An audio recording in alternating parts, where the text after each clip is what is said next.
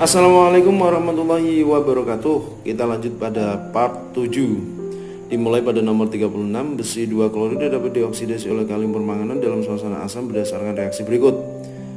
Dari reaksi di atas tentukan reduktor, oksidator, hasil oksidasi, hasil reduksi. Oh, kayak gitu ya. Yang pertama harus kalian curigai adalah zat yang mengalami perubahan bilangan oksidasi. Mana yang mengalami perubahan bilangan oksidasi? Biasanya pada golongan B. Maka kalau ada golongan B langsung curiga. Mungkin apakah dia ya? Iya. MnO4 menjadi Mn2+. Jelas ini mengalami reduksi karena ini adalah plus 7 plus ya, MnO4. Jangan ngitung kemarin di part sebelumnya udah pernah diajari. Berarti MnO4 min itu sebagai, karena dia mengalami reduksi, dia sebagai oksidator. Jadi MnO4 min. Sedangkan reduktornya apa? Kita cek di sini. Apakah H+? Oh no. H jarang mengalami perubahan bilangan oksidasi ya pada soal-soal. Maka kita tetap curiga pada golongan B. Fe2+ menjadi Fe3+. Berarti dia mengalami kenaikan bilangan oksidasi. Berarti dia mengalami oksidasi. Kalau dia mengalami oksidasi disebut sebagai reduktor. Berarti ini diisi oleh Fe2+. Hasil oksidasinya, nah kita runut dari sini ke sini. Ini hasil reduksinya Mn, sedangkan hasil oksidasinya Fe3+. Ini adalah Mn2+. Oke, kita lanjutkan pada nomor 37. Berilah nama secara berdasarkan Yupak. Oke, kalau nama berdasarkan Yupak itu ada angka-angkanya yang ada di sana ya. Kita kasih angka. Kita hitung dari sini 1 2 3 4. Kalau dari sini 1 2 3. Kalau dari sini 1 2 3. Oke.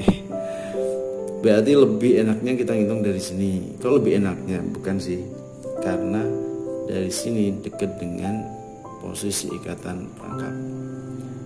Oke, berarti kalau kita kasih nomor 1, nomor 2, nomor 3 gitu ya.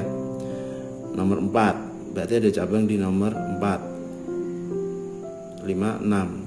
Kita hitung total C nya 1, 2, 3, 4, 5, 6. Kita tulis dari cabangnya dulu aja. 1, 2, 3, 4. Berarti ada 4 di sini. Ada nomor 4 di situ. Di sini, di situ. Kita kasih alamatnya dulu 4 metil, namanya metil dia. Terus posisi ikatan rangkap di nomor 2, 1, 2, berarti 2. Kita hitung sekarang 1, 2, 3, 4, 5, 6. Dan rangkap 3 berarti 6, berarti heksuna. Sekarang yang B. Yang B itu adalah jenis senyawa keton. Nah, ini adalah gugus fungsinya ada di sini. Berarti kita hitung dari sini 1, 2, 3. Berarti ada di nomor 3. Gugus fungsinya 1, 2, 3, 4, 5, 6. Berarti 6. 6 itu apa ya? Apa itu sih?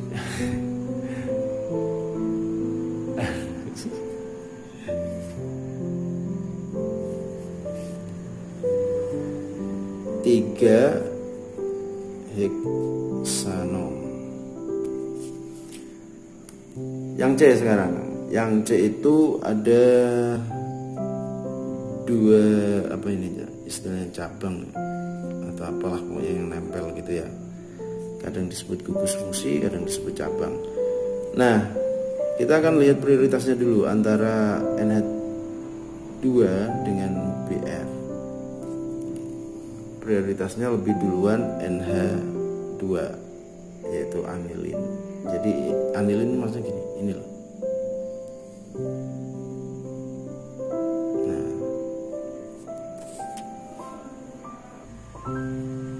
Nah, ini adalah sebagai derivat benzena karena udah ada gugus fungsi di sini NH2, berarti ini disebut sebagai A nilin. Terus kita hitung dari posisi anilin 1, 2, 3, 4. Maka kita tulis 4 bromo, 1 anilin.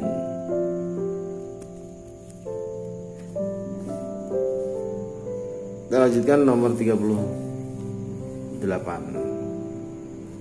Sebanyak 100 ml larutan asam cuka NH3 0,2 M direaksikan dengan 100 ml larutan HCl 0,2 M.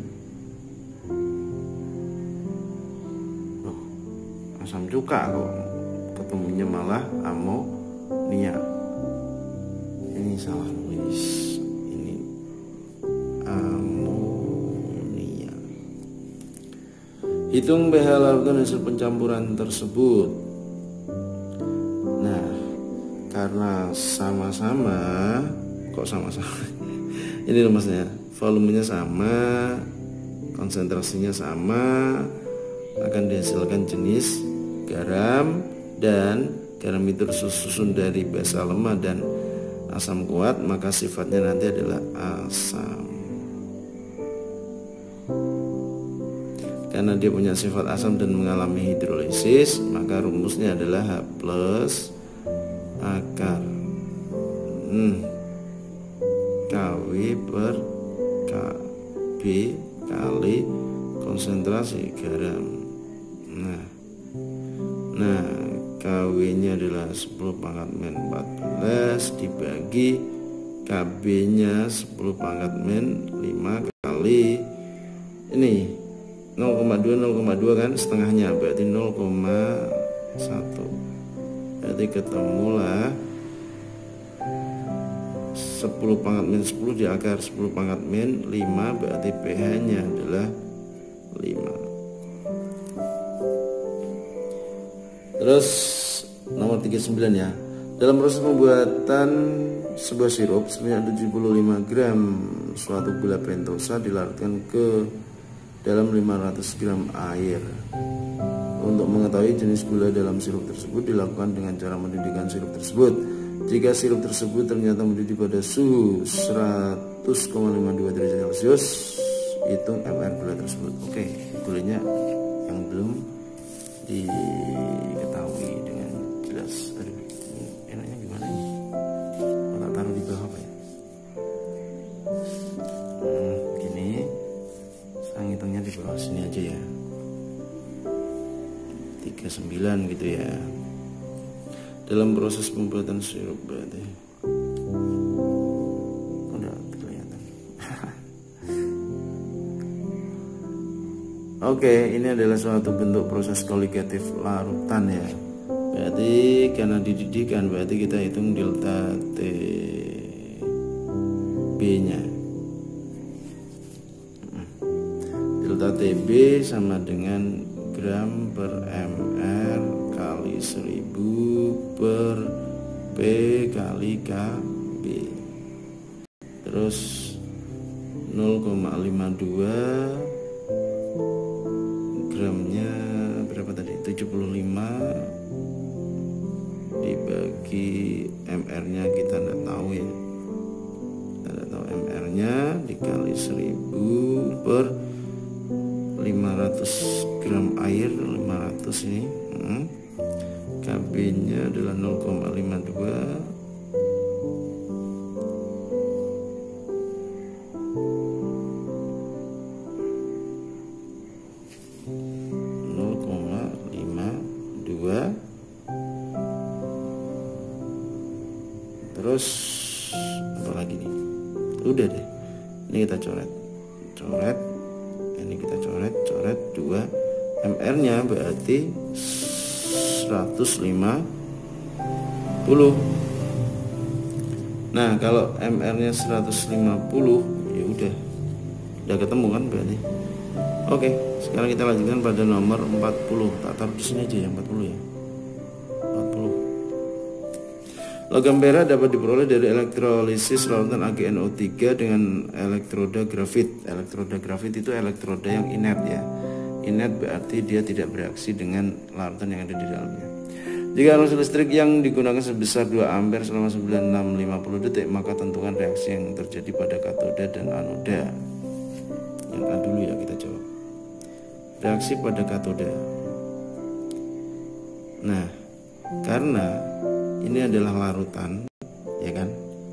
Larutan AgNO3, maka Ag akan mengalami reduksi. Nah, tadinya tak tulis gini aja ya. Ag plus elektron menjadi Ag. Jadi dia akan membentuk endapan perak nanti. Sedangkan di apa ya? Anoda, ya kan? Karena ini adalah jenis asam oksi, maka air yang akan mengalami oksidasi, ya kan? Nah, air yang mengalami oksidasi berarti adalah H2O.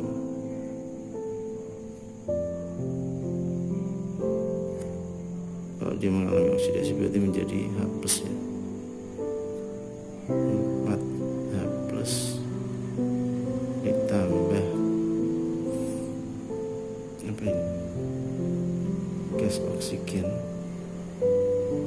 ditambah 4E. Nah, ini O nya ada 2, ya ini kalikan 2 lah kawan. Begitu. Itu reaksi di anoda. Sedangkan udah ya, anoda dan katoda udah. Sedangkan yang B, massa tembaga sih, ini kan perak kawan. Kok salah nulis terus. Massa perak yang diendapkan, nah gitu kan. Massa perak yang diendapkan berarti kita pakai rumus gram, sama dengan ya kan, I kali T per 96500 kali AR Ag ARPA per 1. Oke, I nya berapa? 2. T nya berapa? 9650 dibagi 96500.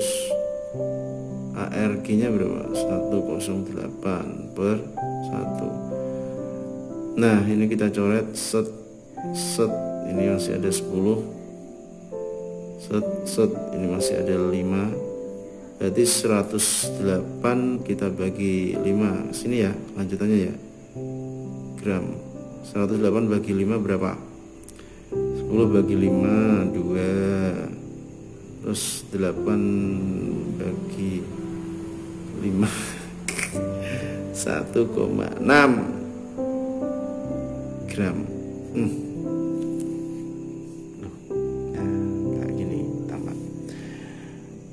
Oke, akhirnya selesai sudah ya.